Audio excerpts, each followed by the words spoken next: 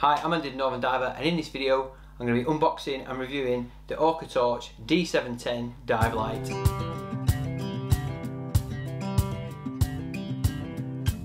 So for those of you who follow me on Instagram or subscribe to this YouTube channel, you might not be a stranger to the fact that I bought myself a new Nauticam underwater camera housing a few weeks ago, and in doing that I made myself an unboxing video and it went pretty well, and so well that Orcatorch reached out to me and asked me would I do a similar video for one of the new released dive lights, and this one's the D710. So it comes out of the cardboard box, it comes in this nice hard case to sort of protect it, carry it and store all the bits that comes with it. So let's open it up and see what it comes with. So in the box you can see it's got a foam lined compartment to house the torch and a couple of ancillaries, and then it's got a little pocket bit at the top, a little sort of mesh netted pocket that comes with a bit of literature and what looks to be a lanyard. Now I wouldn't potentially use this, but I think it's really handy because you can just loop that through the top, and then you've got this nice rubber sort of soft supported bit to put over your wrist, pull tight, and even if you drop the torch for whatever reason, you're always going to have it there, so that's good. Looking at the literature, then there's three pieces in here. The first one is sort of like a catalogue of stuff that they do. What jumps out to me straight away is they do underwater video lights. Well, that's massively interesting to me, being a bit of an underwater photographer and video maker. So I'm going to look at them for future. Now, being a bloke, this Instructor user manual is probably never going to get read. But in all fairness, I have read it prior to making this video, and the English is very, very good. And it makes a lot of sense.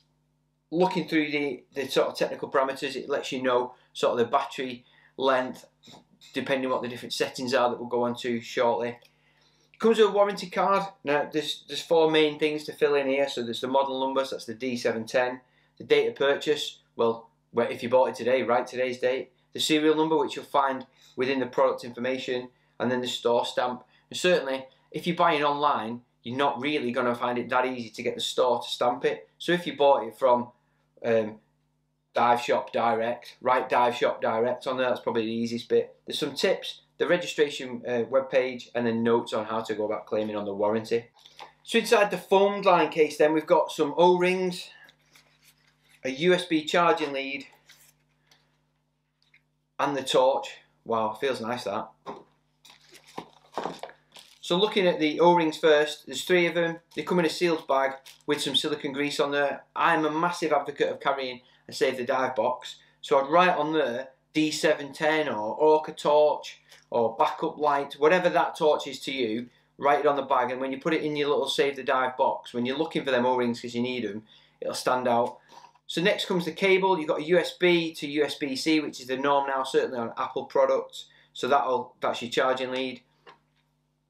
And then the torch, so it's about the same size as your hand, so ideal for me as a backup torch to be sort of slung off my wing and harness on a D-ring. So it's got a nice ring at the top that I can sort of lash or leash a bolt snap on there, clip it off to a D-ring and a Snoopy loop to hold it on, and that way it works perfectly for me.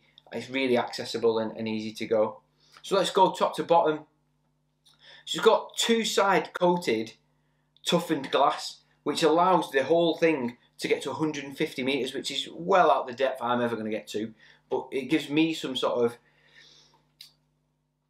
confidence that even in the 50 meters of water column I'll ever be in, this should well withstand the kind of dives I'm on if it can go 3 times deeper, so I'm quite happy with that. So the torch body is an aircraft grade aluminium, which is the latest diamond grade hard sea corrosion resistant finish known to man. So you could drop this from about 1.5 meters high, they say, and it's not going to chip or damage the torch, so it should be, you know, quite robust in that respect. Certainly if it's going to 150 meters, you want it to be pretty robust. So moving down, you've got a titanium push switch that activates the features of the torch, and in the centre there is a little green or red light depending how charged the battery is. So if it's above 30% it'll be green, and if it's below 30 and above 10% it'll be red. So to activate the torch, what you do is you press it twice, which will bring it on. It'll flash twice first, and then you press it for its first push. It then comes on and it's high power, which is 1700 lumens, and it'll burn for 1 hour and 40 minutes, which is certainly enough for to get you out of any sort of dive site if you were using it as a backup torch. So pressing it twice then brings it onto its medium setting, which is 800 lumens, and that'll burn for 3 hours and 50 minutes, so plenty of time. You could have at least 4 decent dives over the space of a weekend without charging it, leaving it on its medium setting.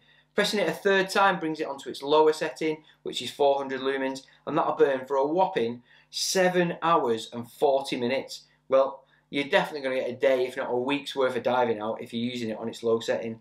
Now press and hold it, and that boosts it on whatever setting you're on up to its maximum with 3000 lumens. So for instance, if you're trying to get somebody's attention or actually show them something on the dive site, the 3000 lumens would be really good. Press it a fourth time and it turns off. So if you've finished prepping all your kit or you're packing it away for a period of time, what you don't want is anything to press the button and turn the torch on. So if you press and hold it for a period of 5 seconds, the light will flash twice, indicating it's now gone into its lock function.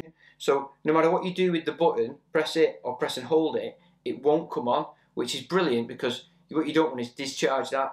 But if you'd forgotten to do that and it was turned on accidentally, it's got a heat protection circuit within it. So if it reaches anywhere near 65 degrees, because the ambient water isn't there to cool the head, it'll start to degrade its power setting to the point that it'll turn off if it was reaching that sort of temperature.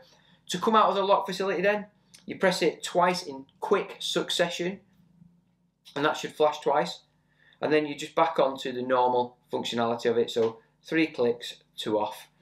The light has got a maximum burn of 3000 lumens and an angle spread from the luminous LED of 60 degrees, which is what you want from a torch really. You don't want such a wide angle when you're not using it as a video light or anything like that.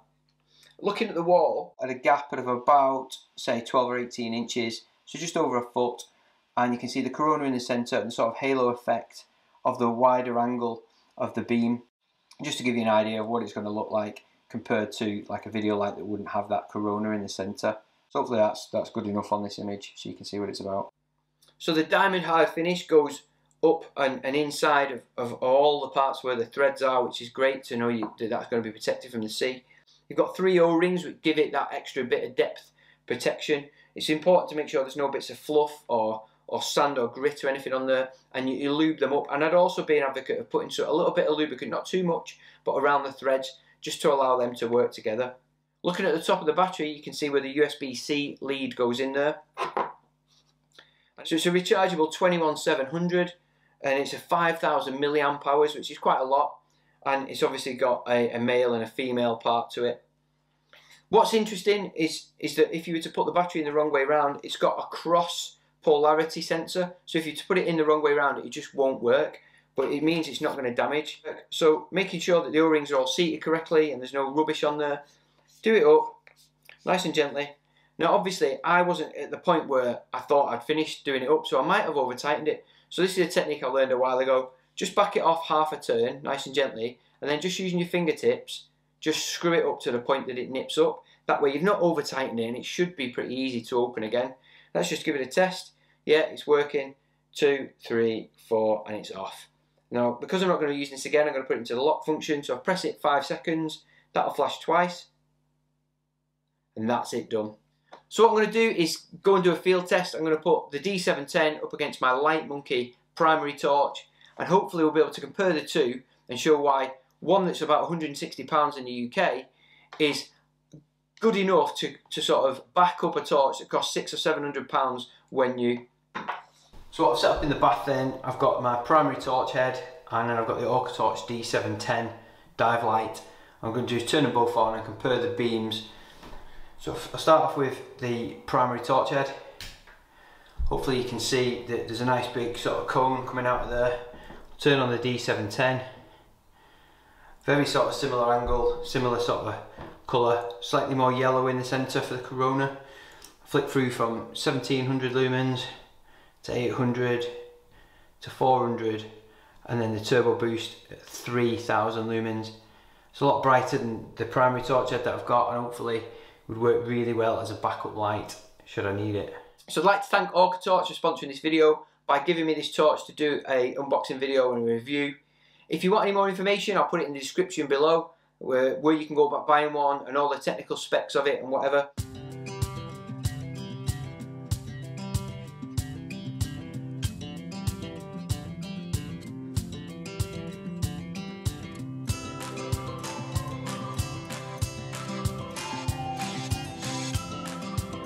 So hopefully you've enjoyed the unboxing and review of the Orcatorch D710 dive light. If you have, please give us a thumbs up. And if you've not subscribed to the channel already, please hit the subscribe tab below. That way it's really easy for you to go and see all of our other content. At the side of that you'll see the little bell icon. By clicking that, that'll give you a notification every time we post a new video. So thanks for watching, see you on the next one. See you on Insta.